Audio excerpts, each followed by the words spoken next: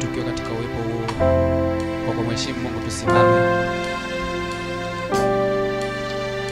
Kwa kumheshimu Mungu, tusimame.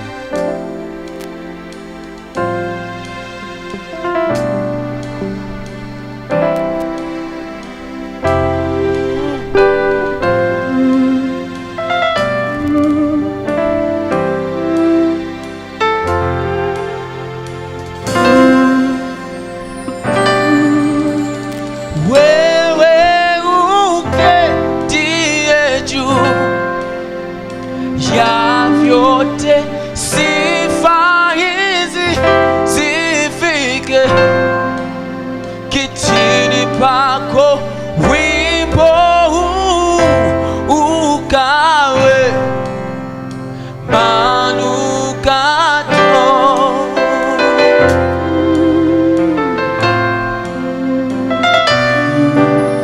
Umeweka wimbo kinywani pa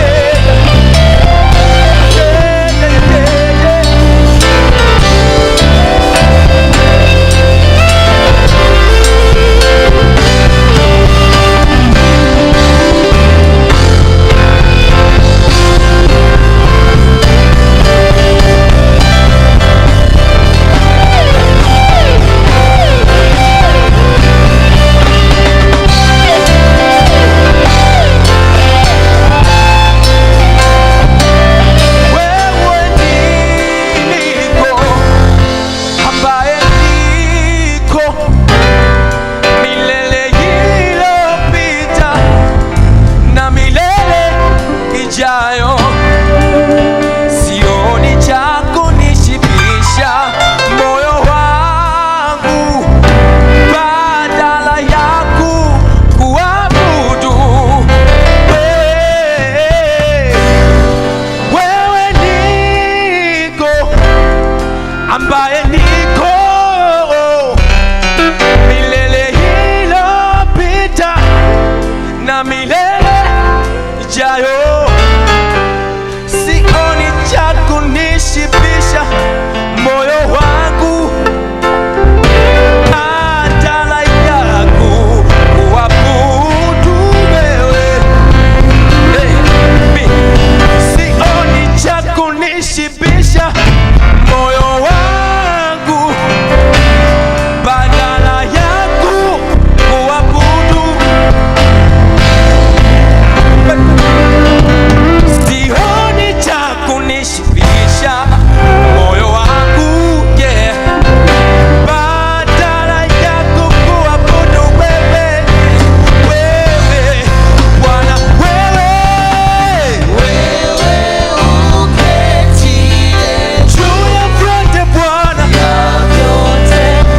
sifa hizi zifike kwako,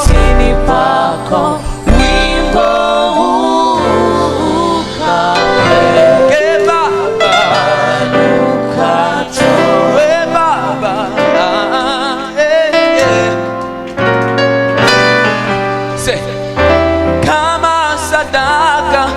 ya Abeli, manukato kama zaburi ya Daudi, manukato kama sadaka ya Abeli, manukato kama zaburi ya Daudi, manukato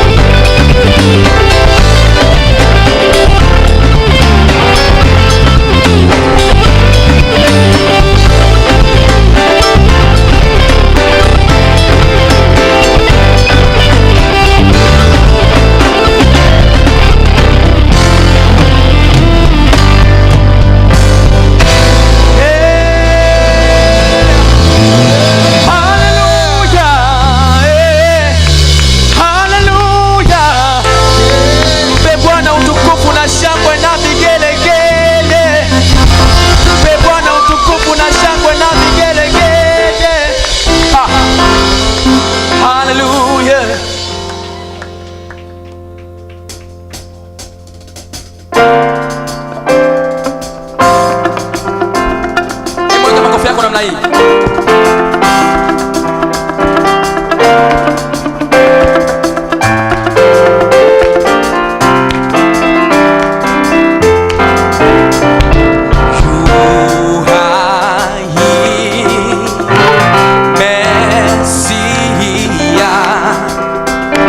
Sifa za moyo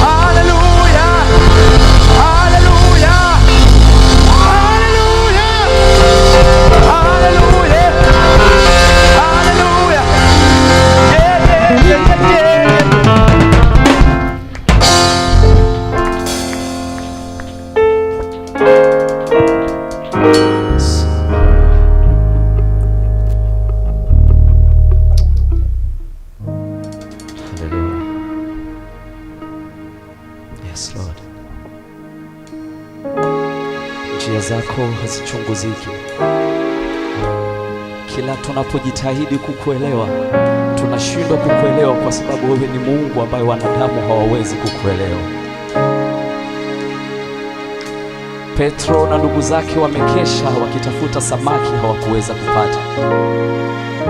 Kuna mara najiuliza ilitokeaje wakapata wale samaki? Ni pale tu ambapo wewe ulisema na Petro, shusha nyavu, ndipo samaki wakajaa kwenye nyavu, kwenye neno lako. Bartimayo alipokuja ulimshika mikono na macho yake yakapata kuona, lakini alipokuja kipofu mwingine hujamshika mikono, ulitumia tope. Njia zako hazichunguziki. My God, kuna wakati akili zangu zinashindwa kuelewa hata ni njia gani unazotumia ili unibariki. Kuna wengine tupo nao kwenye magari tunasafiri, wote tumepata ajali, lakini mimi nimenusurika, wao wamefariki. Mimi ni nani?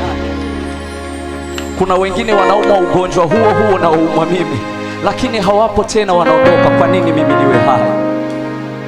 Napojaribu kutafakari ukuu wako nashindwa kuelewa, na ndio maana nasema sijui ni jinsi gani unafanya ili mambo yatokee, lakini imani yangu inaniambia pale ambapo unamrisha wewe jambo litokee, ndipo linapotokea.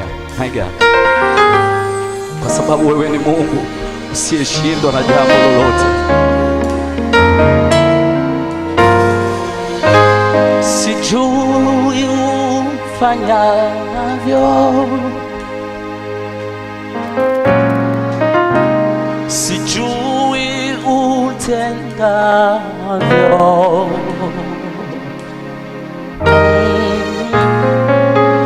kile nachojua ukiamrisha vinakamilika.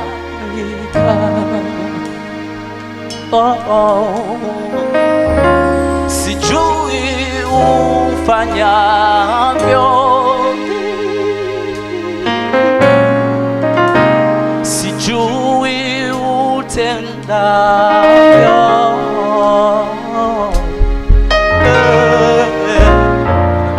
kile nachojua wewe ukiamrisha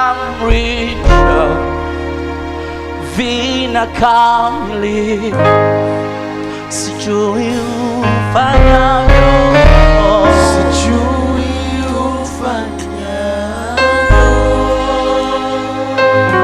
sijui utendavyo, sijui utendavyo, kile nachojua, kile nachojua wewe ukiamrisha vinakamilika. Oh, sijui ufanyavyo, sijui ufanyavyo, wala sijui utendavyo, sijui utendavyo, ila kile nachojua, kile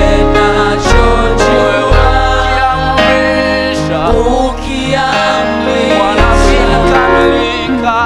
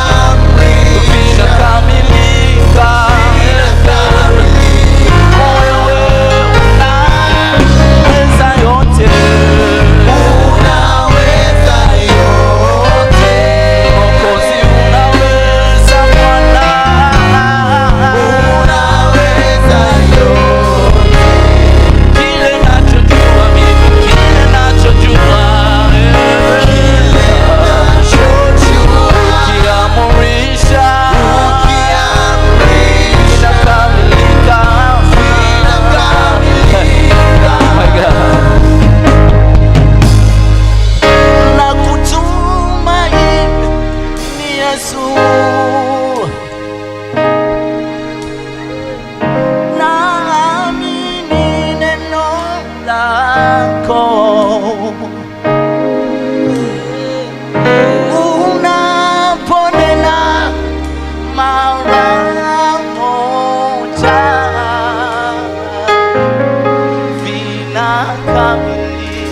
vinakamilika, na kutumaini Yesu.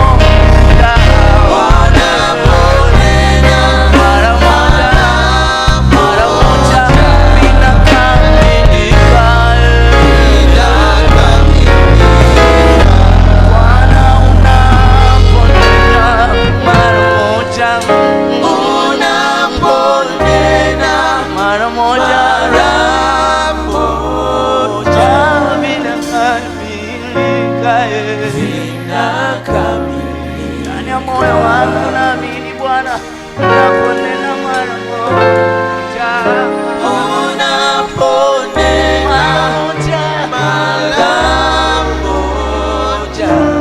inakamilika.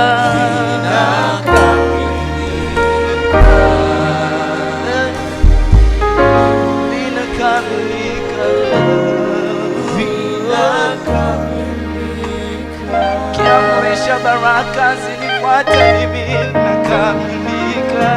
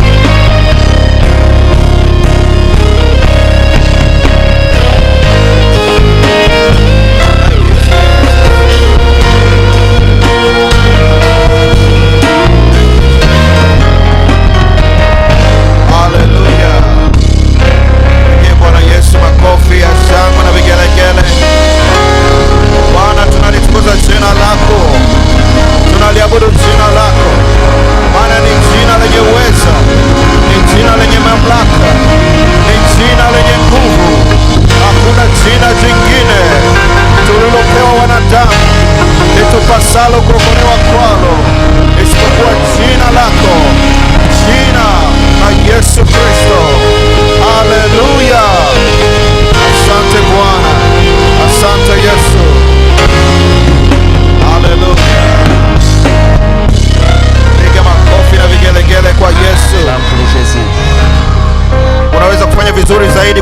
Bwana wa mabwana na mfalme wa wafalme.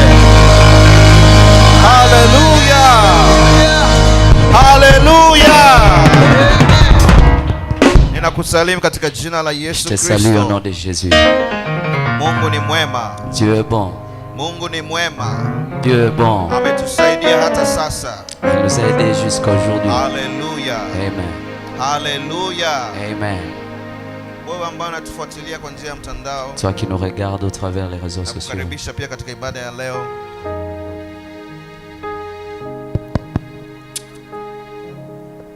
Nakukaribisha katika ibada ya Je te fais leo. venir dans le culte d'aujourd'hui. Haleluya. Amen.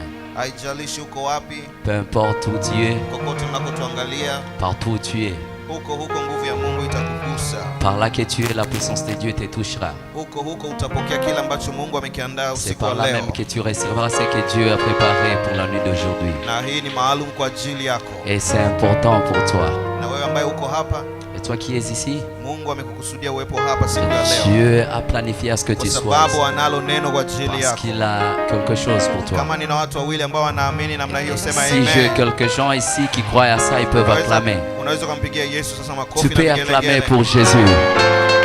Haleluya. Haleluya. Amen. Inua mkono wako juu. Élève ta main. Sema asante Yesu Dis merci Jésus kwa kunipa nafasi hii. de m'avoir donné cette Asante kwa opportunité. kunipa uzima. Merci de m'avoir donné la vie. Nimesimama Je me tiens kwa debout miguu yangu par mes jambes kwenye madhabahu yako, devant ton autel, tayari kusikia prêt à écouter kile ambacho ce que umekiandaa kwa ajili tu yangu. as préparé pour moi. Roho Mtakatifu, Le Saint-Esprit, nifundishe. enseigne-moi. Roho Mtakatifu, Saint-Esprit, niongoze guide-moi katika neno hili dans cette parole lililo mbele yangu. qui est devant moi.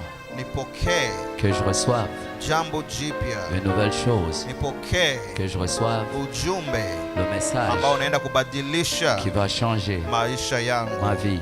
Asante Yesu Merci Jésus kwa sababu unanipenda. parce que tu m'aimes.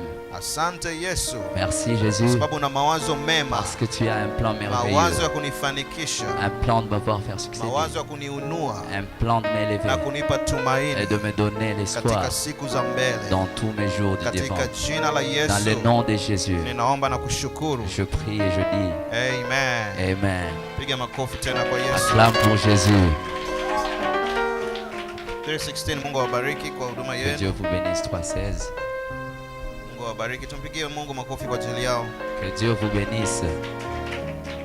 Nimesema mpigie Mungu makofi kwa ajili ya Acclame pour 316. Jésus pour ces gens ici. Haleluya. Mungu Amen. awabariki. Que Mungu Dieu vous awabariki kwa bénisse. huduma yenu. Que Dieu vous bénisse pour ce ministère. Haleluya. Amen.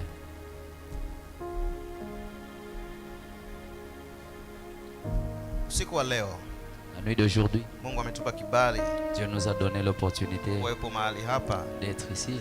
na Mungu analo neno kwa ajili Et Dieu yetu. a quelque chose pour nous. Mwambie jirani yako, Mungu analo Dis à ton- neno Dieu a quelque chose pour toi. kwa ajili yako. Pour toi.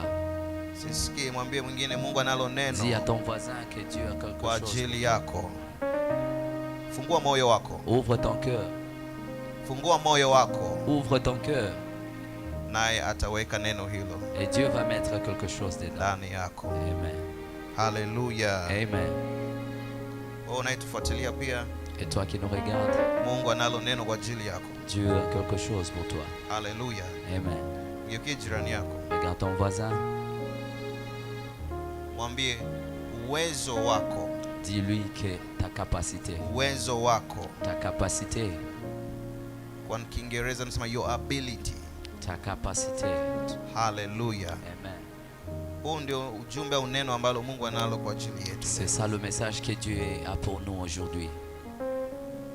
Mungu alipokuumba Quand Dieu t'a créé na kukuleta juu ya uso wa nchi, et t'a mené sur terre, ana kusudi na maisha yako, il a un plan merveilleux pour toi. na ndani yako Et au-dedans de toi, ameweka kusudi lake. il a mis quelque chose de très important. Amekupa kipawa, Il t'a donné le talent, amekupa karama, il t'a donné le don, au amekupa huduma, ou il t'a donné un ministère iko ndani yako qui est en toi, kwa ajili yake afin que tu le serves juu ya uso wa nchi. sur terre. Haleluya. Amen. Kwa kile ulicho nacho Ce que tu as, Mungu amekupa c'est Dieu qui te l'a donné kwa ajili yake pour lui-même hapa duniani. sur cette terre. Haleluya. Amen. Kwa maisha yako juu ya uso wa nchi Ta vie sur terre, ni kwa sababu ya Mungu, c'est à cause de Dieu. ni kwa ajili ya Mungu. C'est à cause de Dieu.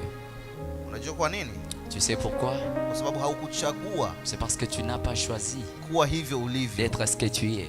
ila ni Mungu alikuumba Mais hivyo c'est Dieu qui t'a créé ainsi kwa kusudi lake, par sa propre volonté. na unaishi hapa Et tu vis ici kwa kusudi lake, par son gré aussi. na ni wajibu wako Et c'est à toi kutimiza d'accomplir kusudi lake sa volonté hapa duniani. sur terre. Haleluya. Amen. Kwa karama ambayo Mungu amekupa, Le don que Dieu t'a donné, kipawa ambacho Mungu amekupa, le talent que Dieu a mis en toi, huduma ambayo Mungu amekupa, le ministère que Dieu t'a donné, ni kwa ajili yake c'est pour lui seul hapa juu ya uso wa nchi. sur cette terre.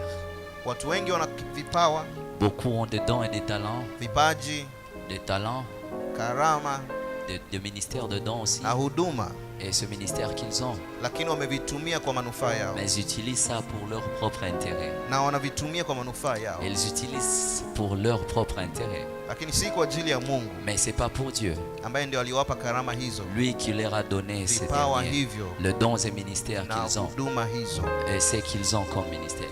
Kwa hiyo hawaoni baraka ya Mungu kwenye maisha Ne yao, veut pas important de voir la bénédiction de Dieu dans leur vie, hawaoni mafanikio kwenye maisha ne yao, voient pas la succession dans leur vie kwa sababu wako nje ya kusudi. parce qu'ils sont en dehors de la volonté. Haleluya. Amen. Lakini usiku wa leo Mais la nuit d'aujourd'hui, Mungu anatukumbusha Dieu nous rappelle kwamba tuko hapa kwa kusudi, que nous sommes ici au travers d'une na kusudi volonté. hilo Et sa volonté ni kwa ajili yake Mungu. est pour lui seul.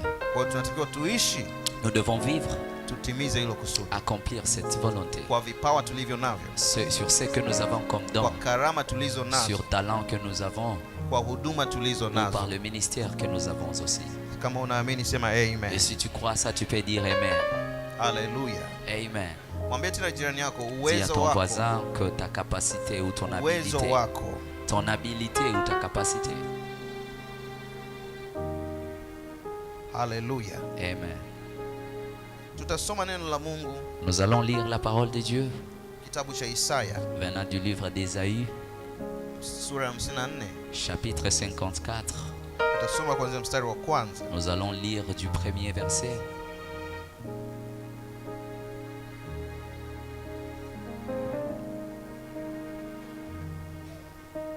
hadi mstari wa 3. jusqu'au 3e. Haleluya. Amen. Tumefika watu wote hapa. Si nous sommes arrivés, tout le monde ici, Isaya sura ya 54 Ésaïe chapitre 54, mstari wa kwanza hadi wa du 3. premier jusqu'au 3e verset.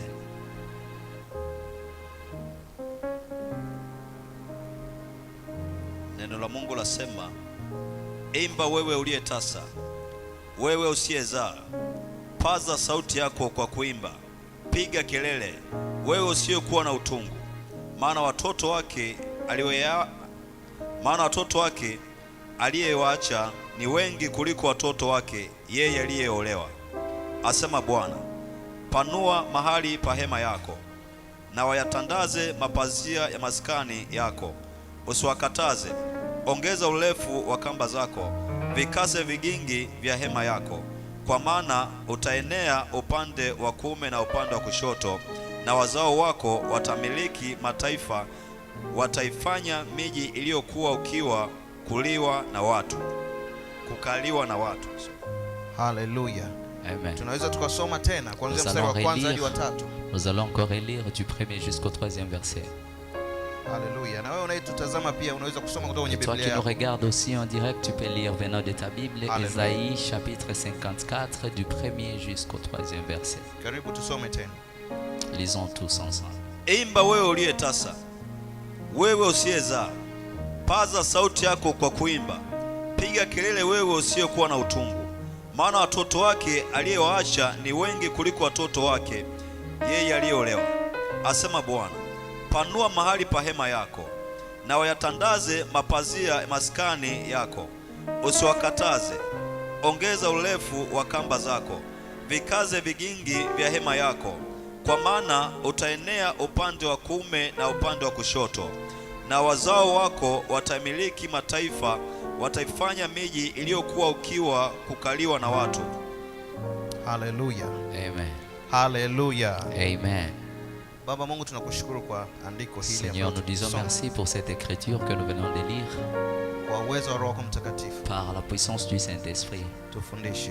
Enseigne-nous. Sema na kila mmoja wetu. Parle à tout et chacun de nous ici. Ili alipokee neno lako. Afin qu'il reçoive ta parole. Kwenye maisha yake. Dans sa vie. Amen. Amen. Haleluya. Amen. Piga makofi kwa Yesu. Acclame pour Jésus.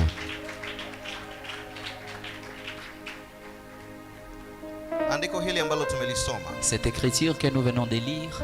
Ni ujumbe ambao Mungu aliutoa. C'est un message que Dieu a donné. Kwa taifa la Israeli. Pour la nation d'Israël. Kupitia mtumishi wake. Au travers son serviteur. Nabii Isaya. Le prophète Isaïe. Haleluya. Amen. Lakini usiku wa leo. Mais la nuit d'aujourd'hui. Mungu anauleta ujumbe huu. Dieu ramène ce dernier kwenye maisha yako. Dans ta vie. Kupitia mtumishi wake. Au travers son serviteur. Ambaye anazungumza nawe sasa. Qui te sasa. parle maintenant. Haleluya. Amen. Andiko hili linamwambia. Cette écriture parle. Mwanamke tasa. D'une femme stérile. Mwanamke asiye na watoto. Une femme qui n'a pas d'enfant. Aimbe. Qui chante. Afanye shangwe. Qu'il célèbre. Kwa sababu japokuwa hana watoto. Parce que bien qu'il n'a pas d'enfant. Japokuwa nyumba yake haina watoto. Bien que sa maison n'a pas d'enfant. Japokuwa hana furaha kwenye maisha yake. Bien qu'il n'a pas de joie dans sa vie. Lakini liko badiliko. Mais il y a un changement. Kwenye maisha yake. Dans sa vie. Haleluya. Amen. Haleluya. Amen. Mwambie tena jirani yako, uweza wako. Dis à ton voisin ta capacité ou ton habilité. Haleluya. Amen. Ndani yako. Dans toi. Kuna uwezo. Il y a la capacité. Ambao Mungu ameuweka. Que Dieu a mise en toi. Ambao Mungu amekupa. Que Dieu t'a donné. Haleluya. Amen. Haijalishi uko kwenye mazingira gani. Peu importe les circonstances que tu croises. Haijalishi unapitia maisha aina gani. Peu importe le problème que tu croises. Haijalishi unapitia changamoto gani. Peu importe les circonstances malignes que tu croises. Lakini utakapochukua hatua. Mais quand tu prendras la décision. Na kufanyia kazi. De faire ce que. Uweza. La capacité. Au uwezo. Ou l'habilité. Ambao uko ndani yako. Qui est en toi. Hautabaki jinsi. Tu ne seras pas pareil, tu ne resteras pas comme tu es. Alléluia. Amen. The moment utakapoinuka. Le moment que tu te lèveras. Na kuchukua hatua. Et prendre la décision. Kutumia uwezo. D'apprendre sur cette habilité. Ambao Mungu ameweka ndani yako. Que Dieu a mise en toi. Hautabaki kama tu ulivyo. Ne resteras pas comme tu es. Anayeandikiwa hapa ni mama tasa. La personne dont on parle ici, c'est une femme stérile. Mwanamke aliye tasa. Une femme qui est stérile. Ambaye katika hali ya kawaida. Qui dans un état normal. Hawezi kupata mtoto. Ne peut pas concevoir. Au hawezi kupata watoto. Ne peut pas avoir d'enfant. Lakini ujumbe kutoka kwa Mungu. Mais ce message venant de Dieu. Kwenda kwa huyu mwanamke aliye tasa. Partant de la femme stérile.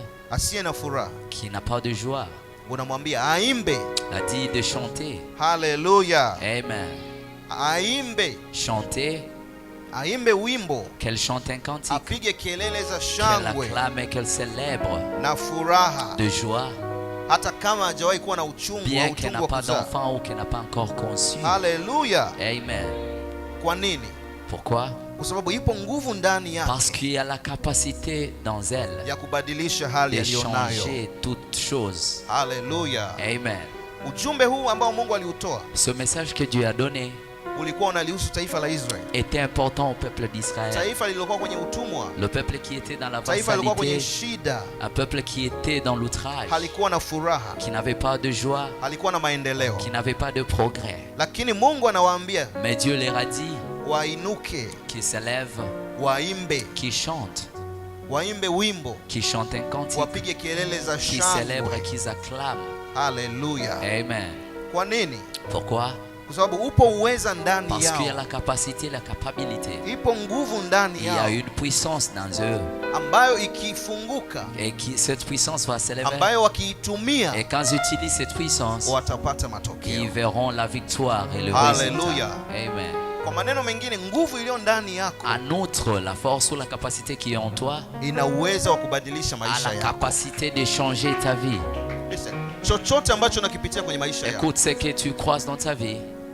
ukipitia kwa bahati mbaya, tu ne passes pas sur ça par malgré, lakini unapitia hilo jambo, mais tu passes sur ça, unapitia hiyo changamoto, tu es face à ces circonstances, na Mungu ameruhusu et c'est ipitie Dieu qui a ordonné à ça, kwa sababu ndani yako parce qu'en toi, unao uwezo tu as la capacité wa kuishinda, de subordonner ça, kwa sababu ndani yako parce que dans toi, unao uwezo tu as la capacité wa kubadilisha de changer hiyo hali. cet état-là. Haleluya. Amen.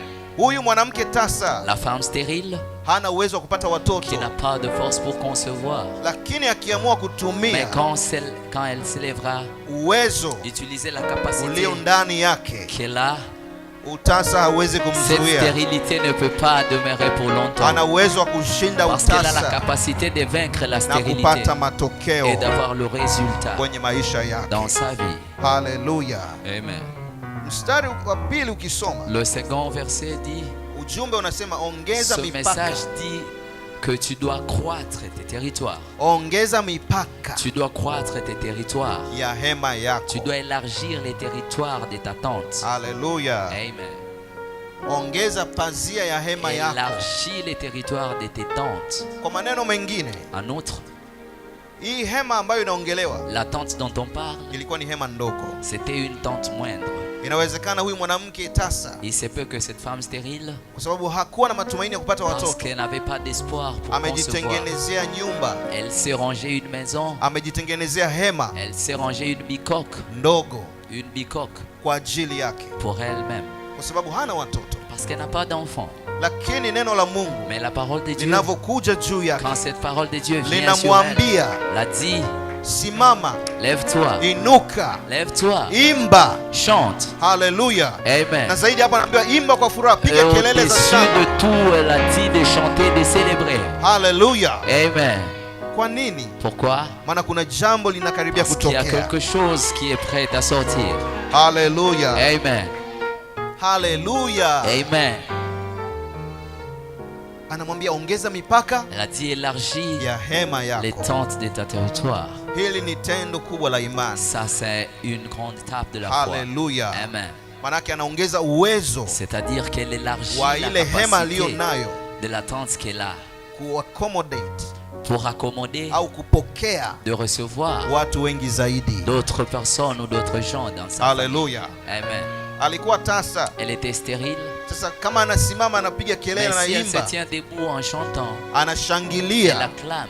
maana yake anao uwezo, Cela veut dire qu'elle a la analo capacité, tumaini elle a l'espoir la kuovercome utasa de alionao. vaincre cette stérilité qu'elle a. Haleluya. Amen. Na anapoongeza mipaka ya Et quand hema elle yake, élargit ses territoires, unajua inamaanisha nini? tu sais que ça signifie, Anaweka maandalio elle se prépare ya maongezeko de la croissance ya watoto d'enfants ambao watakuja kwenye qui hema hiyo. viendront sur cette tente. Dans sa tente. Haleluya. Amen. Kwa neno la Mungu linamwambia ongeza mipaka ya hema La yako. parole de Dieu dit élargis tes territoires. Manake anaambiwa On l'a dit kwamba ongeza uweza, que tu dois accroître uwezo ta capacité wa kuhifadhi watu, de bien accommoder des gens, wa kuwa na watu wengi d'avoir bien des gens kwenye nyumba yako. dans ta maison. Haleluya. Amen. Listen, huyu mwanamke Écoute, cette alikuwa femme ni tasa. était stérile. Kwa tatizo lake lilikuwa ni nini? Son problème était Watoto. les enfants. Ili apokee hao Pour watoto qu'elle reçoive ses enfants, lazima aongeze mipaka. il faut qu'elle élargisse ses Kwa hiyo territoires. tendo la yeye kuongeza mipaka ya Et hema cet yake effet d'élargir ses territoires, ni imani aliyo nayo c'était la foi qu'elle avait, kwamba watoto que les wanakuja. enfants viennent. Haleluya. Amen. Haleluya. Amen. Na kuongeza mipaka ya Et hema élargir les territoires de ses Kuna tentes ou de la mfanya tente l'a fait achukue hatua qu'elle prenne acte ya kuhakikisha ile hema de se rendre compte que sa tente imejaa na est watoto. remplie d'enfants. Haleluya. Amen. Hauwezi kufanya Tu maandalizi, ne peux pas te préparer. hauwezi kufanya mabadiliko Tu ne peux pas faire un changement kwenye maisha dans yako ta vie kama hujachukua hatua, sans que tu ne prennes des décisions. na kama hauna imani, Et si tu n'as pas de foi, hayo mabadiliko hayawezi kutokea. il n'y a pas de changement dans ta vie. Kwa unavyochukua hatua Quand tu prends acte ou décision ya kuongeza mipaka, d'élargir tes territoires, maana yake unayo imani cela veut dire que tu as la foi maongezeko de yanakuja. la croissance qui vient, des croissances qui viennent dans ta vie.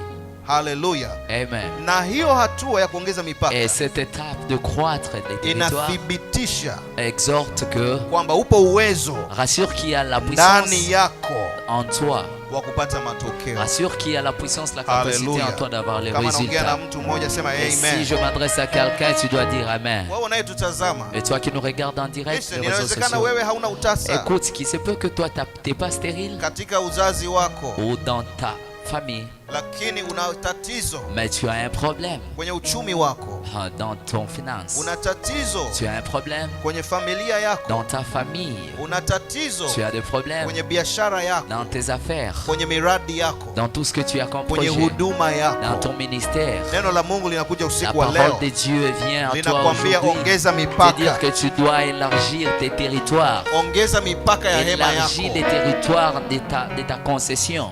Inawezekana unayo ndoto, Il se peut que tu as des rêves, unayo mipango mingi, tu as des projets, lakini mipango hiyo mais ces projets, mipaka yake ikoje? les territoires, comment sont-elles? Umeweka limitation Tu kiasi as mis gani des limites à combien de mètres kwenye maono ulionayo? dans la vision que tu as. Na hiyo inaonyesha nguvu na uwezo ulio ndani Et yako. cela montre la capacité, l'habilité qui est en toi. Unamwamini Mungu kwamba Tu crois en utafanikiwa Dieu, sana, que Dieu peut t'aider à élever ou à être élevé. lakini Mais kwenye maisha yako dans ta vie, hauna hatua yoyote uliopiga, tu n'as pas de pas ou de succession que tu fais. haujachukua hatua Tu n'as yoyote pas encore pris la décision ou l'acte kufanya hiyo ndoto de faire de ces au rêves, hiyo imani de faire de cette foi, ulio nayo la foi que tu as, ithibitike que ça puisse être approuvé kwenye maisha yako. dans ta vie. Lakini kama utachukua hatua, Mais si tu prendras des décisions, kama utachukua hatua, si tu prendras la décision, si tu prendras la décision, l'acte, haleluya, amen. kama utachukua hatua, Si tu prendras l'acte ou la décision, hiyo c'est que inathibitisha, cela prouvera que, hiyo inathibitisha cela prouve que kwamba unaamini tu crois, utafikia hiyo ndoto, tu vas arriver à ce rêve, utafikia hayo mafanikio. tu vas arriver à cette grandeur. Haleluya, Amen. haleluya. Amen.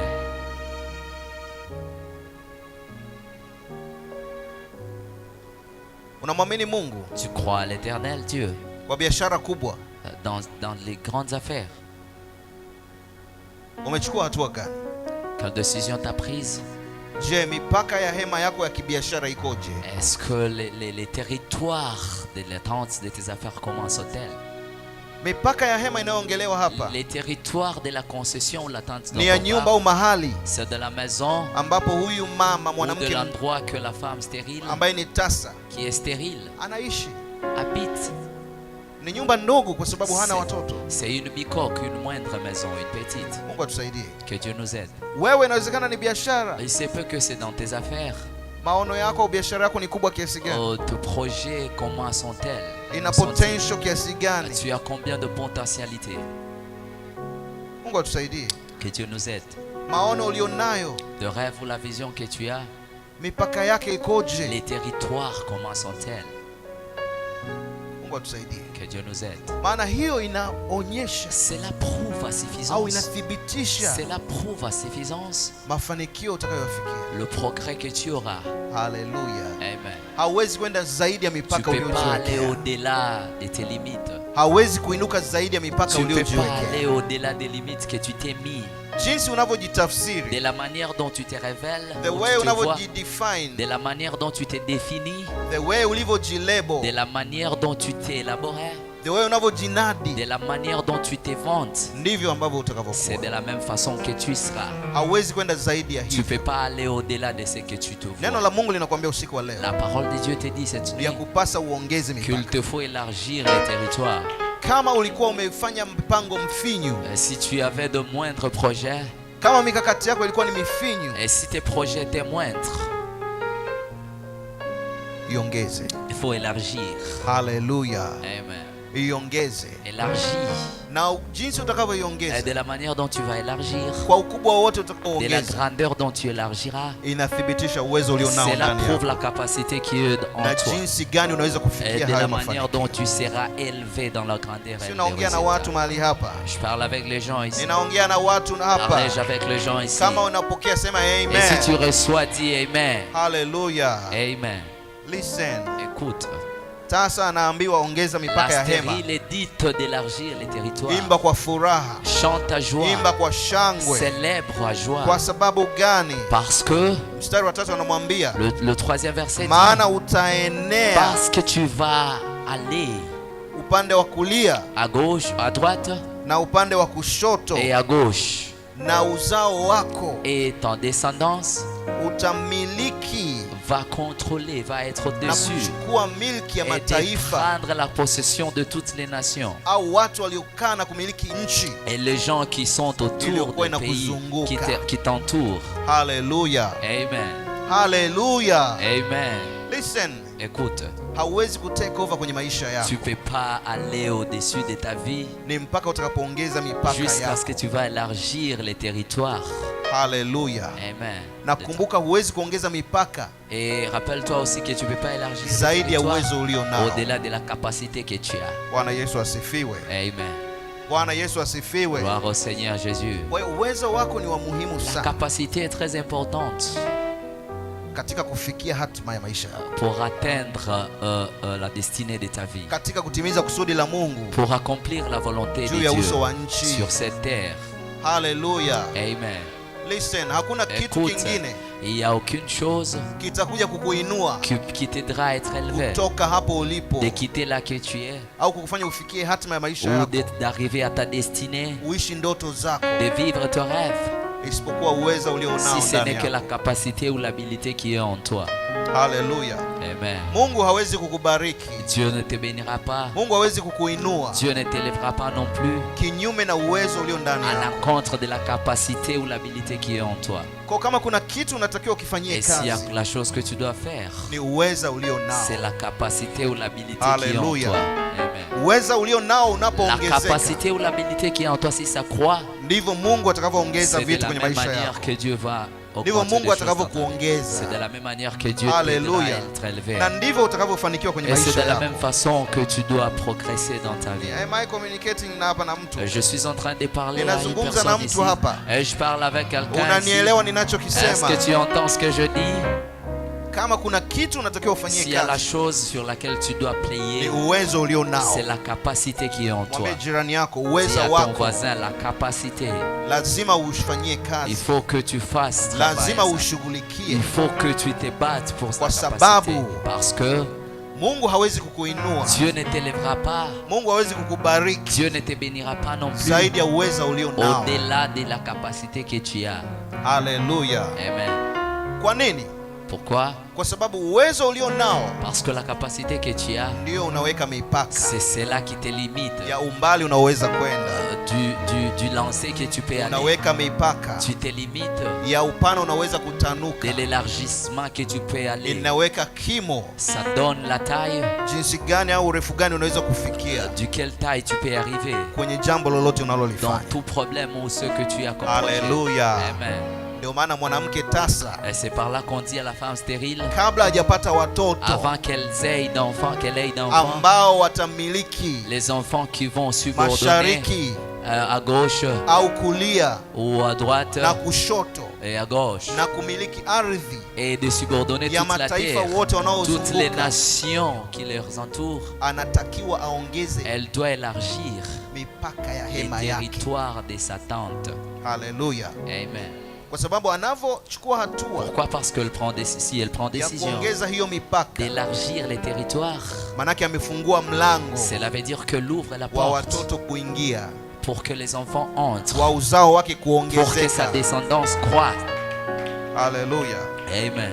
Kwenye maisha yako Dans ta vie, ya kupasa il te faut uongeze mipaka yako. élargir les territoires de ta tente. Definition au limitations uko Les umeziwekea limites que tu t'es mises, ya kupasa uziondoe, il te faut enlever ça. uongeze Il faut élargir umbali ambao unaweza kwenda. la distance à laquelle tu peux Bwana aller. Yesu asifiwe. Amen. Mara nyingi tumekuwa tukimwomba Mungu Beaucoup de fois nous prions à Dieu na wengine tukinungunika et beaucoup de nous aussi se lamentent kwamba hatuoni mafanikio, parce que nous ne voyons pas le progrès, kwamba hatuoni maongezeko. que nous ne voyons pas le progrès. Lakini unajua tatizo liko wapi? Pourquoi? Tu sais pourquoi? Tatizo liko kwako. Le problème c'est toi. Tatizo ni uwezo ulio ndani yako Le problème c'est la capacité qui est en na toi jinsi unavyofanyia et kazi de la manière dont tu fais passer à ça kipawa ulicho nacho. le don que tu as. Haleluya. Amen. Ili ufanikiwe, Pour que tu progresses, ili uongezeke, pour que tu puisses croître, ya kupasa uongeze mipaka, il te faut élargir les territoires. uongeze mipaka. Il faut que tu élargisses les territoires. Huyu mama anavyoongeza mipaka, Quand la dame élargit les manake territoires, anaongeza uwezo c'est-à-dire qu'elle croit aussi à wa la nyumba capacité yake de sa maison kuwebeba au kuhifadhi watu afin wengi. qu'elle reçoive d'enfants. Haleluya. Amen. Na wewe unavyoongeza mipaka Et toi, quand tu élargis les territoires ya biashara yako, de tes affaires, manake unafungua mlango cela veut dire que tu wa ouvres la biashara porte zako pour kuongezeka. que tes affaires croissent. Unapofungua, unapoongeza mipaka Quand tu élargis les ya territoires huduma yako, de ton ministère, ya kipawa chako, du don que tu as, ndivyo unavyofungua c'est mlango de la même façon que tu ouvres les wa portes maongezeko pour la croissance et kwenye l'augmentation huduma yako, dans le ministère, kwenye kipawa dans chako. le don ou le talent que tu as. Haleluya. Amen. Haleluya. Amen. Listen, Écoute, lazima ufanyie kazi uwezo il ulio te nao. faut vraiment jouer à ça. Ndio maana ujumbe ambao Mungu C'est ameuleta pour cela que le message que Dieu a amené kupitia mtumishi au wake travers de son serviteur, Isaya Esaïe, kwenda kwa mwanamke tasa, partant à la femme stérile, anamwambia imba, on lui dit de chanter, piga kelele, acclame et réjouis-toi. lakini ongeza nini? Mais il faut aussi élargir les territoires. Mipaka. Les territoires. Haleluya. Amen. Ndipo utafanikiwa C'est par là que tu vas kupata uzao croître, mwingi, d'avoir aussi d'enfants, kupata watoto wengi. d'avoir beaucoup d'enfants. Haleluya. Amen. Na wewe pia kwenye maisha yako, Et toi aussi dans ta vie, tazama uwezo ulio nao, regarde la capacité que tu tazama as. uwezo ulio ndani yako Regarde l'habilité que tu as. ni mkubwa kiasi gani. Et à quelle puissance c'est-elle.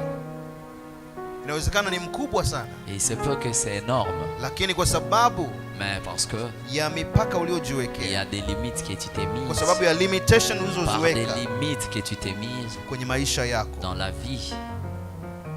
ni kizuizi C'est ça même la barrière cha kuinuka, pour que tu cha t'élèves, kufanikiwa. de succéder, d'avoir la So ili croissance. ufanikiwe, Pour que tu crois où tu t'élèves, ongeza hiyo mipaka, il faut que tu élargisses les territoires. ng'oa hiyo mipaka, Il faut que tu enlèves, ondoa hizo limitations, enlève ces limites, ondoa hizo lebo enlève ces ambazo limites watu wamekuwekea, que les gens t'ont mis, hayo c'est caché. majina Le nom ambayo watu que wamekuita, les gens t'ont donné. badilisha, Il faut que tu changes, ongeza, élargis. ndipo na uwezo wako C'est utaongezeka, par là que ta capacité, uwezo aussi va wako utazaa matunda. ta capacité donnera des fruits. Haleluya, Amen. haleluya. Amen. Soma kitabu cha Mathayo tunapomalizia. Lisons le livre de Matthieu, Mathayo mtakatifu le saint livre de Matthieu, sura ya 25. chapitre 25. Mathayo mtakatifu Matthieu, le saint Matthieu, 25. 25. Tutasoma Nous allons lire, kuanzia mstari wa 14. commençant du 14e verset.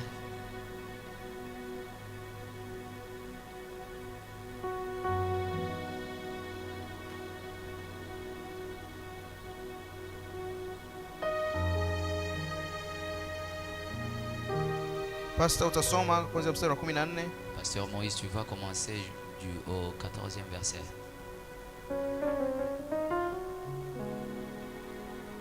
Karibu kusoma. Tu peux lire. Neno la Mungu linasema, maana ni mfano wa mtu atakaye kusafiri, aliyewaita watumwa wake, akaweka kwao mali zake. Akampa mmoja talanta 5, na mmoja talanta 2, na mmoja talanta 1, kila mtu kwa kadiri ya uwezo wake. Akasafiri. Mara yule aliyepokea talanta 5 akaenda, akafanya biashara nazo, akachuma faida talanta nyingine 5. Vile vile na yule mwenye 2, yeye naye akachuma nyingine 2 faida. Lakini yule aliyepokea moja alikwenda akafukua chini, akaificha fedha ya bwana wake. Baada ya siku nyingi akaja bwana wa watu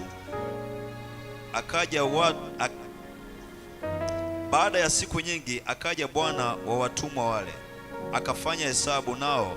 Akaja yule aliyepokea talanta 5, akaleta talanta nyingine 5, akisema, Bwana, uliyeweka kwangu talanta 5, tazama talanta nyingine 5 nilizozipata faida. Bwana wake akamwambia, vema, mtumwa mwema na mwaminifu, ulikuwa mwaminifu kwa machache, nitakuweka juu ya wengine katika furaha ya bwana wako. Akaja na yule aliyepokea talanta 2, akasema, Bwana, uliweka kwangu talanta 2, tazama talanta nyingine 2 nilizopata faida. Bwana wake akamwambia, vema, mtumwa mwema na mwaminifu, uliyekuwa mwaminifu kwa machache, nitakuweka juu ya mengi, ingia katika furaha ya bwana wako. Akaja na yule aliyepokea talanta 1, akasema, Bwana, nalitambua kuwa wewe mtu mgumu, wavuna usipopanda, wakusanya usipovitawanya. Basi nikaogopa, nikaenda nikaificha talanta yako katika ardhi. Tazama, unayo iliyo yako. Bwana wake akajibu akamwambia, wewe mtumwa mbaya na mlegevu, ulijua ya kuwa navuna nisipopanda na kusanya nisipotawanya.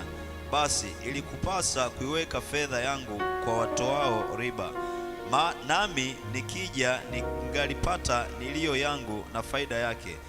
Basi mnyang'anyeni talanta hiyo, mpeni yule aliye nazo talanta 10, kwa maana kila mwenye kitu atapewa na kuongezewa tele, lakini asiye na kitu, hata kile alicho nacho atanyang'anywa. Na mtumwa yule asiyefaa tupeni mbali katika giza la nje, ndiko kutakuwako kilio na kusaga meno.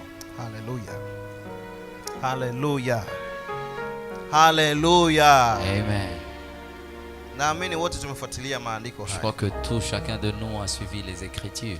Haleluya. Amen.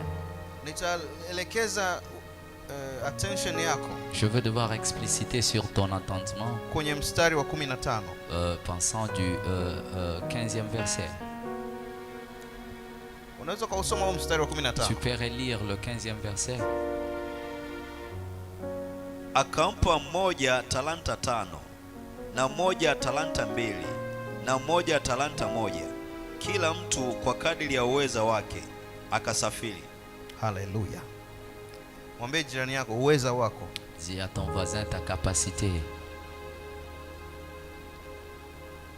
Mfano huu ambao Yesu aliutoa Cet exemple que Jésus a donné, ni mfano juu ya ufalme c'est un exemple sur le royaume wa Mungu de Dieu ambao tunao, que nous avons, upo katikati yetu qui est au tayari. milieu de nous. Haleluya. Amen. Unatenda kazi katikati. Qui agit au milieu de nous. Naongea na mtu. Parle avec quelqu'un. Ninaongea na mtu hapa. Je parle avec quelqu'un ici.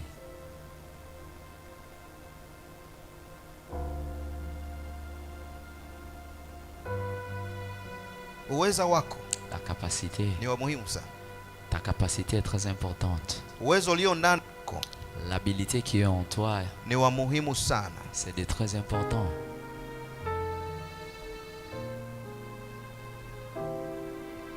Andiko hili linatuambia Cette écriture nous dit huyu Bwana que ce maître aliwapa hawa watumwa qui a wake donné à ses serviteurs fedha, de l'argent, dhahabu, de dain, kila mmoja à tout un chacun d'eux, kwa kadri ya uweza wake. de la puissance ou l'habilité qu'ils ont.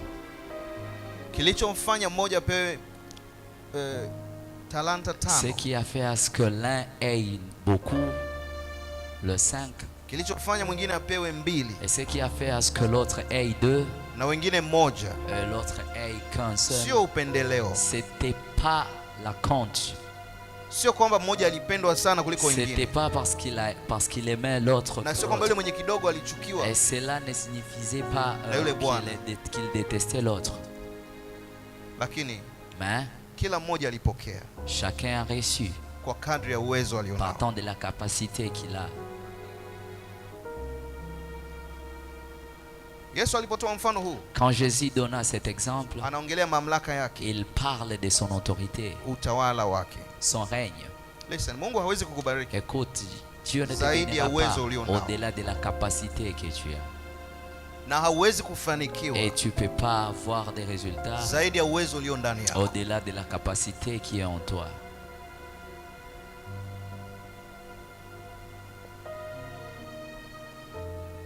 Naongea na mtu hapa. Je parle avec quelqu'un ici. Ndio maana neno la kinabii C'est pour cela que la parole kupitia nabii prophétique, au travers le prophète, linampa yule tasa siri donne à cette femme le secret ya kupokea de watoto, recevoir les enfants. kwamba ya kupasa uongeze Qu'il te mipaka. faut élargir ya le hema territoire yako. de ta tente. Unatarajia watoto, Tu veux avoir d'enfants, nyumba yako ni ndogo, umejenga mais ta kitasa, maison est petite et moindre. Tu es inakutosha wewe stérile. peke yako. Et c'est pareil à toi. Maana badilisha Il mazingira, faut que tu changes l'environnement. weka mazingira Il faut que tu élargisses yatakayo accommodate watoto wengi. l'environnement qui va accommoder Ongeza les enfants. kulia. Il faut que tu élargisses à Ongeza droite, kushoto. élargis aussi à gauche. Huyu bwana Ce maître alikuwa akisafiri qui voyageait, kwenda nchi ya mbali, partant de trop loin, anawacha watumwa wake il laisse ses serviteurs na mali yake avec sa richesse ou ses richesses, waitumie qu'ils travaillent sur ça, wafanye biashara qu'ils produisent à mpaka ça atakaporudi, jusqu'à ce qu'il reviendra. lakini amewapa tofauti, Mais il leur a donné des différences. kawapa tofauti, Il a donné sa viwango différemment. tofauti La capacité était kulingana na différente uweza walionao. partant de l'habilité qu'ils ont. Yule mmoja alipewa moja L'un a reçu qu'un kwa sababu ana uwezo wa kumanage parce qu'il avait moja, la capacité d'aménager ana qu'un uwezo wa seul. kumiliki moja, Il a la capacité de contrôler qu'un talanta seul. moja, Un seul talent. ana uwezo wa kufanya biashara Et il n'a que la capacité de ya travailler talanta moja. sur l'affaire d'un seul talent. Yule aliyepewa mbili Mais à celui qu'on a donné deux, alipewa mbili on a donné deux kwa sababu ana uwezo parce qu'il a la wa capacité kumiliki hizo mbili, de travailler sur les ana deux. uwezo Il a la wa capacité kufanya biashara de travailler ses affaires yenye thamani ya talanta mbili. sur les deux talents qu'on lui a donnés. Yule aliyepewa tano Et à celui qu'on a donné 5, alipewa tano on l'a donné 5 kwa sababu ya uwezo aliokuwa nao parce que sa capacité était de wa recevoir 5, kumiliki talanta tano, d'avoir 5 talents, wa kufanya biashara de travailler yenye thamani sur la valeur ya talanta des tano. 5 talents. Ndio maana aliposafiri C'est pour cela quand il voyagea, waliweka zile talanta kwenye kazi, kwenye ils biashara. ont mis ces talents au service. Aliye na talanta tano Et celui qui en avait 5 alizalisha a produit ou reproduit kwa kufanya biashara, en travaillant akazalisha tano nyingine. jusqu'à produire les 5 autres. Kwa alithibitisha kwamba anao uwezo Il a prouvé qu'il avait la capacité, kama ambavyo aliaminiwa comme on l'a confié, les 5 na talents Bwana wake. par son maître. Haleluya. Amen. Mwenye mbili vivyo hivyo Et celui qui en avait 2, alipokea pareil, talanta mbili, il en a encore reçu les akaziweka kwenye 2. biashara, Il a mis ça au service zikazaa talanta au point mbili. que ça a produit 2 autres. Kunaye akathibitisha Et il a prouvé uwezo alionao la capacité qu'il avait kama de alivyoaminiwa produire à la confiance qu'on lui a na donnée Bwana wake. par son maître. Haleluya. Amen. Na huyu mmoja Et celui qui en avait un, ambaye ni mtu wa ajabu kidogo, qui était un peu étrange, aliaminiwa kwa talanta on l'a moja confié sur l'un kwa seul sababu qu'il alikuwa a na eu, uwezo wa talanta, parce qu'il avait la capacité d'un talent. lakini alivyoipokea ile Mais talanta quand il a reçu ça, hakwenda kufanya il n'a biashara, pas travaillé sur ça. bali aliipokea ile Mais talanta quand il a reçu ses talents, na akaiweka kwenye kitambaa et vizuri, il a caché ça akaificha vizuri, dans son mouchoir, akaichimbia il chini, l'a enterré ili bwana wake pour atakaporudi que quand son maître retournera, ampe, qu'il puisse lui redonner, amkabidhi. qu'il puisse le remettre. Haleluya. Amen. Bwana wake alimwamini Le maître, son maître l'a confié kwamba ana uwezo parce qu'il a la capacité wa kumiliki de contrôler talanta moja un seul talent na kuifanyia biashara et de travailler sur ça izae. pour que ça produise.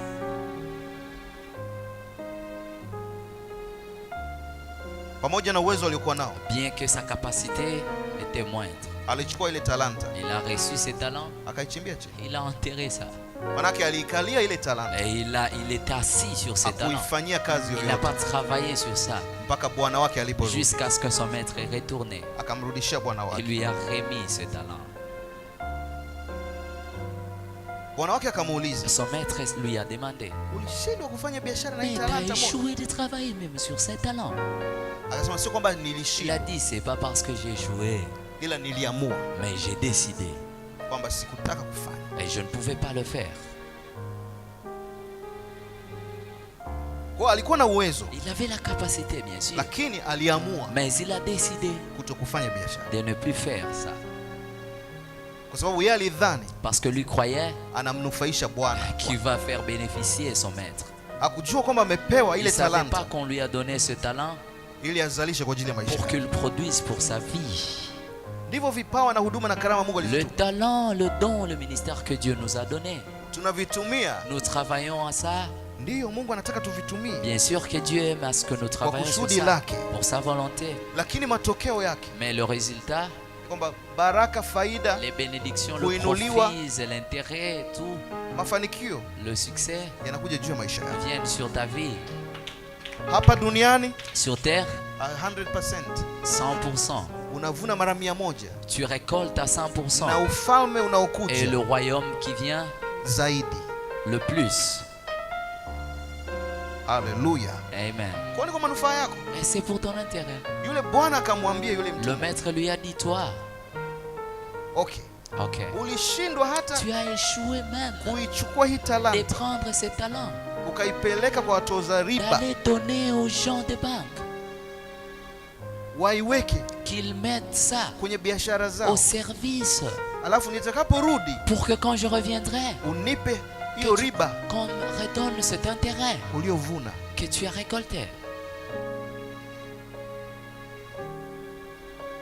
Listen, kama una uwezo kwenye Écoute, maisha si yako tu as la capacité dans ta vie wa kupata matokeo, d'avoir le wa résultat, kuzalisha, de produire, unao wajibu mkubwa tu sana. as un grand Mwambie intérêt. jirani yako, Dis à ton voisin, unao wajibu mkubwa tu as sana une très grande capacité dans ta na vie. unawajibika Et tu es capable, kutumia responsable uwezo ulionao ndani de yako. faire fonctionner la capacité que tu as. Haleluya! Amen. Kitu cha ajabu La kilichotokea chose étrange qui est sortie, ambacho watu wengi que wanakishangaa beaucoup s'étonnent hata de leo, jusqu'aujourd'hui. hata mtaani kule tunasema, Même tunaambia à la rue, nous disons, kwamba asiye nacho et celui qui n'en a pas, na mwenye vingi. et celui qui en a beaucoup. Kwa matajiri unazidi kuwa matajiri, Et les riches ne deviennent que maskini riches. unazidi kuwa. Les pauvres ne commencent qu'à s'appauvrir. Ni kitu cha ajabu, C'est étrange. na watu tunakiimba mitaani, Et nous chantons ça dans les rues. watu tunakiongea mtaani, Nous parlons de ça sur les lakini rues. siri iko wapi? Mais le secret est où? Yule aliyepewa talanta C'est moja à celui qu'on a donné un talent. ilichukuliwa na Bwana, Le maître a repris ça. akapewa nani? On a donné ça à qui? Yule aliyepewa tano, À celui qui en avait 5. ambaye alizalisha Et tano celui qui a zaidi, reproduit les 5 autres. kwa akawa na talanta 10. Et celui qui en a eu 10. Kwa hata ile ndogo moja Jusqu'à le talent qu'on lui a donné. akaichukua kwa yule mtumwa wake, Il a repris ça à l'autre esclave. akampa yule mwenye On a talanta 10. donné à celui qui en avait 5 ou 10. Kwa sababu gani? Pourquoi?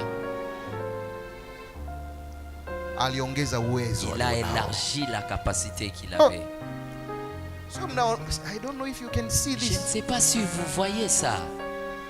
Aliaminiwa kwa talanta ngapi? On l'a confié par le 5 Tano. talents. 5. Alipewa talanta ngapi? On lui a donné Tano. 5 talents. Bwana wake alivyokwenda safari Quand ya son mbali, maître est parti, de loin, aliporudi quand il est revenu, akakuta amezalisha ngapi? il a trouvé qu'il a Tano reproduit zaidi. encore Kwa na 5 talanta autres. ngapi? C'est 10. qu'il avait 10. Kwa maneno yako, akili yako, ana uwezo wa Un kumiliki autre, talanta ngapi? il a la capacité de faire croître combien de talents? Ngapi? Combien? Aliaminiwa kwa tano, On lakini lui a confié sur les ameithibitisha 5 et il a kwamba prouvé uwezo wangu ni que mkubwa. ma capacité est énorme. Haleluya! Amen. Angeweza kufanya biashara akarudisha zile tano. Yes, il pouvait faire ça pour Kwani avoir le inashindikana? 5. Inawezekana, unafanya C'est biashara possible unarudisha mtaji de ule ule, travailler sur ça et de remettre Kila siku le unazungusha capital que mtaji. tu as. Chaque jour, haupati faida, unarudisha mtaji. pour que tu aies l'intérêt, tu ne remets que le capital. Unanunua karanga za 500, Tu achètes des rachides de 5 unazunguka kuuza, francs, tu vends ça, mwisho wa siku umeuza karanga zote jusqu'à la fin tu ne vends tout l'arachide na unarudi na shilingi 500. et tu rentres avec 500 francs. C'est grave. Hiyo inathibitisha uwezo ulionao. Cela prouve la capacité que tu as. Uweza wako. L'habilité que tu as. Creativity yako. La créativité que tu as. Ubunifu wako ndani yako. Ton insolvable que tu as. Tunapoongelea uwezo, quand nous parlons sur la puissance, la capacité, nous parlons sur la connaissance, l'intelligence, la connaissance qui est en toi. Huyu mwenye 5, celui qui en avait 5, alithibitisha kwamba a prouvé sina tu uwezo wa que 5, je n'ai seulement pas la puissance d'en avoir 5, nina uwezo wa kuzalisha ngapi? J'ai aussi la capacité de Na produire kumiliki ngapi? même Mara 10, mbili ya 2 5. fois de ce que j'en avais. 10. 10. Haleluya. Amen. Ndio maana Bwana yule anarudi C'est anawaambia, pour cela quand son maître est revenu, aliye na vingi que celui qui en a beaucoup atafanya nini? Ataongezewa. sera augmenté. Vingi vitu gani? Combien ou Wengi quoi? wanaposoma pale wanaangalia Et talanta, quand les gens lisent, voient sur les talents, lakini kigezo cha kupewa talanta mais la capacité d'avoir des talents, ilikuwa ni uwezo walionao. c'était l'habilité qui était en eux. Kila mmoja wao. Tout est chacun d'eux. Kwa alimthibitishia Bwana wake, Il a prouvé à son maître, hivi ndivyo nimekuwa, c'est comme ça que je suis, hivi ndivyo nimeongezeka. c'est comme ça que je suis grandi. Ndio maana alichukua hata Et ile c'est par moja là qu'il a repris même l'unique talent ya yule aliyekuwa na uwezo wa à moja, celui qu'on a donné l'unique talent. akampa yule ambaye Il a alizalisha. redonné ça à celui qui a reproduit Akawa na talanta 5 à 10. 10 pour en avoir 11. Haleluya. Amen. And that is true. Et ça c'est vrai, Na hii ni kweli c'est vrai. kwamba wenye navyo, Et ceux qui en ont, wenye vingi ceux qui en ont, wataongezewa. ils seront augmentés. You know why? Tu sais pourquoi? Kwa sababu ya uwezo walionao Parce que la capacité wa qu'ils ont kumiliki de vingi, contrôler beaucoup, wa kuzalisha vingi. de faire produire beaucoup de choses. Hawa ndio watu ambao Mungu Ce anawataka. sont là que Dieu a, ce sont ces gens-là Kwenye que Dieu a ufalme besoin wake. dans son royaume. Hawa ndio watumwa au Ce watendaji sont ces gens-là que Dieu a ambao besoin, Mungu anawataka que Dieu a besoin juu ya uso wa nchi, sur cette terre, ili wabebe kusudi lake, pour qu'ils prennent et qu'ils Ili portent sa watimize volonté, mapenzi pour yake. qu'ils accomplissent sa volonté, waifanye kazi yake, pour qu'ils travaillent sur le champ de maana Dieu, wana uwezo parce qu'ils ont la capacité ndani yao. en eux. Haleluya, Amen. haleluya. Amen. Guse tena jirani yako, mwambie uwezo wako. Dis à ton voisin ta capacité. Sasa muulize swali la kizushi, Demande-lui une question impact. unafanya nini Qu'est-ce que tu fais juu ya uso wa nchi? sur terre? Unafanya nini Qu'est-ce que tu fais juu ya uso wa nchi? sur terre? Wewe unayetutazama, Toi qui nous regardes, en unafanya direct, nini juu ya uso wa nchi? qu'est-ce que tu fais sur terre? Uhai ambao Mungu amekupa, La vie que Dieu t'a donnée, uzima ambao Mungu amekupa, la vie que Dieu t'a donnée, vipawa ambavyo Mungu le amekupa, don que Dieu t'a donné, karama le ministère ou le Huduma. talent, le ministère que Dieu ambazo t'a Mungu donné, amekupa, que Dieu a mis en toi. unafanya nini? Qu'est-ce que tu fais avec? Hein? Amesema utapokea mara 100 Il a hapa. dit que tu recevras 100 fois sur terre. Unafanya nini uwezo ulionao? Qu'est-ce que tu fais de ce talent ou de la capacité que tu as? Kwa hiyo tuna watu wa aina tatu hapa. Nous avons 3 sortes de gens. Kuna watu ambao wana uwezo ndani Il yao y a ceux qui ont la capacité en eux na ni uwezo mkubwa et une très grande capacité wa kuzalisha, de produire ou wa reproduire, kuleta mafanikio. d'avoir le progrès ou le succès. Tunao watu Nous en avons ambao un pia wana second groupe, uweza les gens qui ont la capacité, lakini hawazalishi, sio mais uwezo ils ne mkubwa sana, produisent pas. Je ne sais pas lakini kwa pourquoi, uwezo walionao mais par la wa capacité kawaida qu'ils ont, wanapata matokeo. ils n'ont le résultat de ce qu'ils ont. Lakini pia tunao watu Mais nous en avons aussi wenye uweza le troisième groupe de ceux qui ont la wa capacité kufanya vitu kwenye maisha yao, de faire les choses dans leur vie, lakini hakuna chochote mais wanachofanya. rien de possible qui sort d'eux. Mungu amewaamini kwa karama. Dieu leur donne la croissance Kwa ou la foi vipawa. dans le don, le talent. Mungu ana mpango wa kuwainua, Dieu veut les élever, kuwabariki, les bénir, kuwaletea mafanikio leur apporter le progrès, le Maongezeko succès, kwenye l'augmentation maisha yao, dans leur vie. lakini hawako tayari. Mais ils ne sont pas prêts. Ni sawa na yule mtumwa alipewa Et talanta c'est de moja, la manière que le Akaichimbia. vassal qui a reçu un talent et qui l'a enterré, anafanya nini? qu'est-ce qu'il a fait? Anamsubiri Bwana arudi. Il attendait son maître venir, il attendait son maître venir. Aliendelea na mambo mengine, Et il continue avec d'autres choses. aliendelea na maisha yake, Et il a continué avec sa vie. lakini hakufanya shughuli Il aliyotakiwa n'a kufanya rien fait dans sa vie kwa kile alichoaminiwa na Mungu. sur ce qu'il a été confié de Dieu. Listen, Écoute, wewe uko wapi? toi qui es ici, Mara nyingi sana beaucoup de fois, tumekuwa ni watu wa kulalamika, nous sommes des gens qui complainent. tumekuwa ni watu wa kupiga Nous sommes des kelele, gens qui se lamentent et qui crient. Lakini inawezekana ukutambua. Mais il se peut que tu ne savais pas cette chose-ci dans ta vie. Mais la nuit d'aujourd'hui, le Saint-Esprit a ouvert ta connaissance, a ouvert ton intelligence pour que tu connaisses ce secret, pour que tu prennes décision d'élargir les territoires, d'élargir la capacité, l'habilité que tu as. Écoute, il y a la bénédiction devant de toi, mais cette dernière ne t'arrivera pas tant que tu es dans cet état.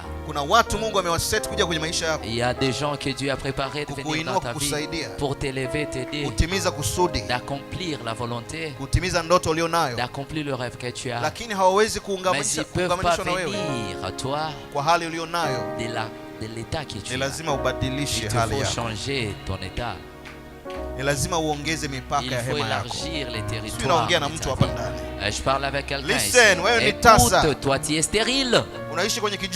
Tu vis dans une petite maison.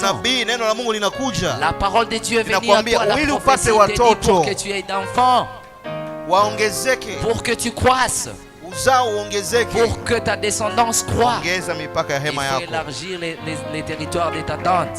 Cela prouve la capacité que tu as. Et c'est de la même façon que Dieu te remplira partant de la capacité que tu as. C'est de la même façon que Dieu va donner de la capacité que tu as. Alléluia. Amen. Alléluia. Amen. Toi qui nous regardes en direct, quelle capacité tu as dans ta vie? Peut-être que tu as une énorme capacité de faire de grandes choses, mais tu dors. Mais tu es emporté par des choses étranges, extraordinaires. Tu es en train de perdre ton temps. Comme l'esclave à qui on a donné un talent. C'est pas parce qu'il n'avait pas la capacité. Il avait l'habilité. Mais il n'a pas pris la décision là de faire travailler sur la capacité qu'il avait, comme on l'a confié. Alléluia. Amen. Alléluia. Amen. La nuit d'aujourd'hui, Dieu Dieu te parle. Change ta vie. Change ton état. Change ton état. Alléluia. Amen. Élargis ta capacité. Alléluia. Amen. Comment tu peux augmenter ta capacité? Comment tu peux augmenter ta connaissance de faire des choses, d'invention, de prendre la décision? Augmente tes niveaux, tes dimensions. Si tu as une petite tente, celle qui avait une petite tente, on l'a dit d'élargir. Élargis pour que ça soit grand. Alléluia. Amen. À celui qu'on a donné 5 talents, il a prouvé sa capacité. Il a montré la capacité qu'il avait. Il a augmenté la capacité qu'il avait. Il en avait 5. Il a reproduit 5 autres. Mais pendant que son maître est parti, à son retour, il n'a pas trouvé la personne de la même façon. C'est qu'il a élargi la capacité qu'il avait. Et on lui a encore rajouté d'autres. On lui a rajouté d'autres. Amen. Et ce qu'il avait reproduit, le maître n'a pas pris ça. On lui a laissé. Alléluia. Amen. Beaucoup de nous veulent être élevés. Nous voulons être élevés, avoir du succès. Écoute ce message. Ce message est prophétique que Dieu donne dans ta vie. Toi vas à l'encontre. Moi je ne suis pas là. Je viens de délivrer ce message tel que Dieu t'a donné. Change ta vie. Change ta vie. Tu pleures de la façon dont tu souffres. C'est à cause de ce que tu es. C'est des décisions que tu as prises. Écoute. Élargis ta capacité. Travaille sur ça. C'est que tu as de la connaissance énorme, grande. Des territoires. C'est de la manière que la bénédiction sera énorme. C'est de la manière que le succès sera énorme dans ta vie. Alléluia. Amen. Alléluia. Amen. Seigneur, je te dis merci pour la nuit d'aujourd'hui. Merci pour ce message. À celui qui a l'âme et celui qui a l'oreille pour entendre, qu'il entende cette parole. Père, aide-le pour la force de ton Esprit Saint, pour qu'ils soient des gens des résultats, qu'ils aient la victoire et le résultat dans leur vie. Peu importe la vie qu'ils passent ou qu'ils mènent, l'austérité qu'ils ont, les circonstances qu'ils font face. Mais la nuit d'aujourd'hui, ta parole dit, ta parole nous montre qu'ils élargissent leur territoire, qu'ils élargissent leur territoire, les capacités qu'ils ont. Ils verront le progrès et le résultat. Ils verront la croissance dans leur vie. Je bénis ton saint nom et je glorifie ton nom aussi. Parce que cette parole, c'est réel, c'est vrai, et tu vas la prouver dans l'autre vie.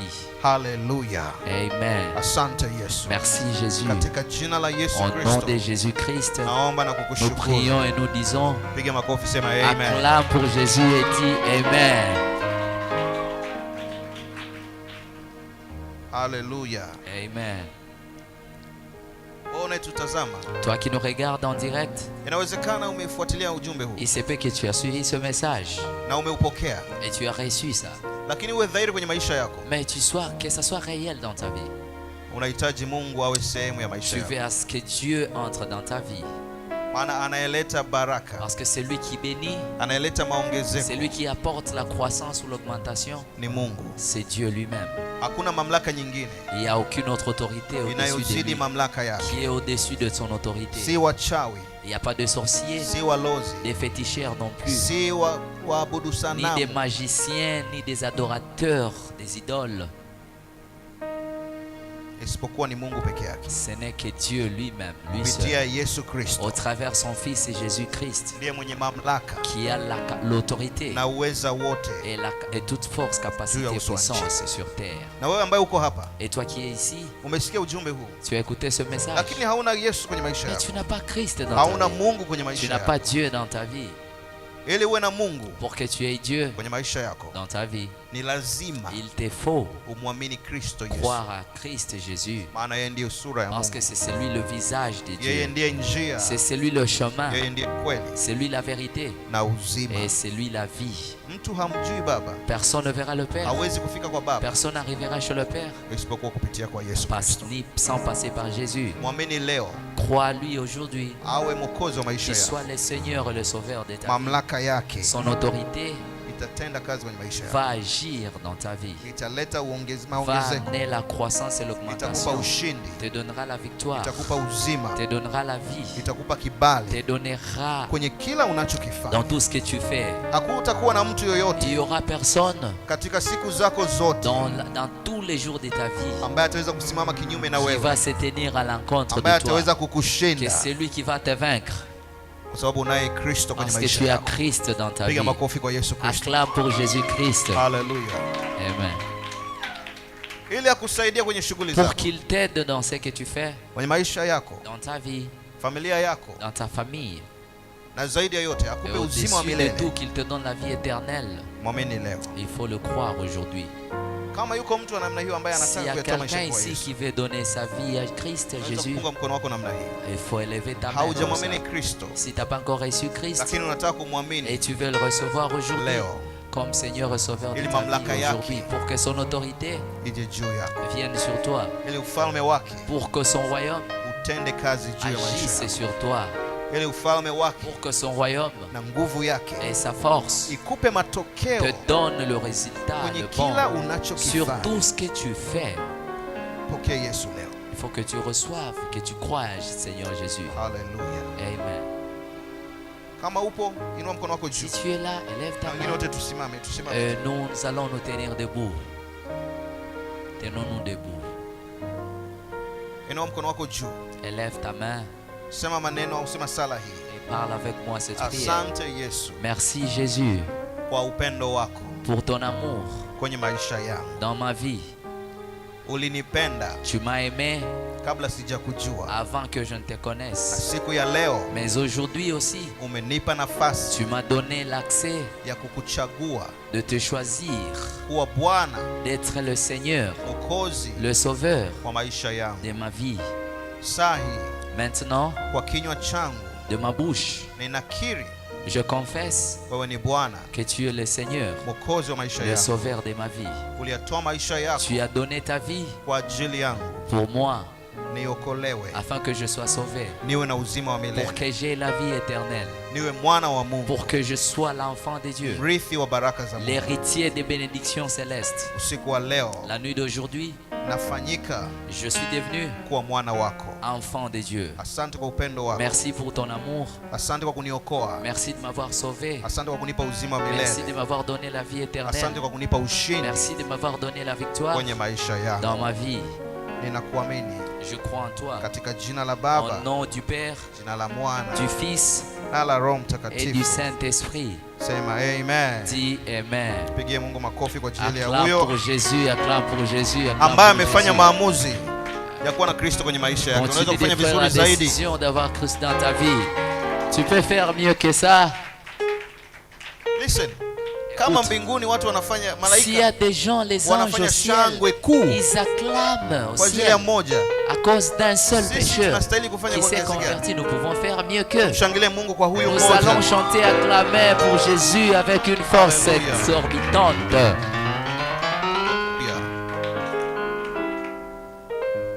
Mungu akubariki sana wewe ambaye umefuatilia Que Dieu te bénisse abondamment, toi qui nous suis en direct. baada hii Ce culte, kokote kule uliko. partout où tu es, Mungu amebadilisha maisha yako. Dieu a changé et transformé ta vie. Mungu amekupa kitu kipya. Dieu t'a donné une chose nouvelle. Inuka, Élève-toi, songa mbele, avance, ishi maisha vis une vie ya matokeo. des résultats et des progrès. Hiyo nguvu ya Mungu La puissance de Dieu iliyokuja juu yako, qui est venue au-dessus de toi, inayotenda kazi kwenye qui maisha yako, agit dans ta vie, iendelee kutenda, que ça puisse reproduire watu et agir wengine encore pour que d'autres personnes wamwone huyo Mungu voient kwenye vraiment maisha Dieu yako dans ta vie na wamwamini. et qu'ils croient en lui. Haleluya, Amen. haleluya. Amen. Mpaka tukakutana tena wakati mwingine Jusqu'à un autre rendez-vous, siku ya Ijumaa le vendredi, kwenye ibada à notre service ya maombi. de la prière. Mungu akubariki sana. Que Dieu te bénisse Ulinzi wa abondamment. Mungu kufunike. Que la puissance de Dieu te Mungu soit atembee na favorable. wewe. Que Dieu marche avec toi. Haleluya. Amen. Mungu akubariki. Que Dieu te bénisse. Shalom. Shalom. Kwa wewe ambaye uko hapa, sema asante Yesu kwa neno hili.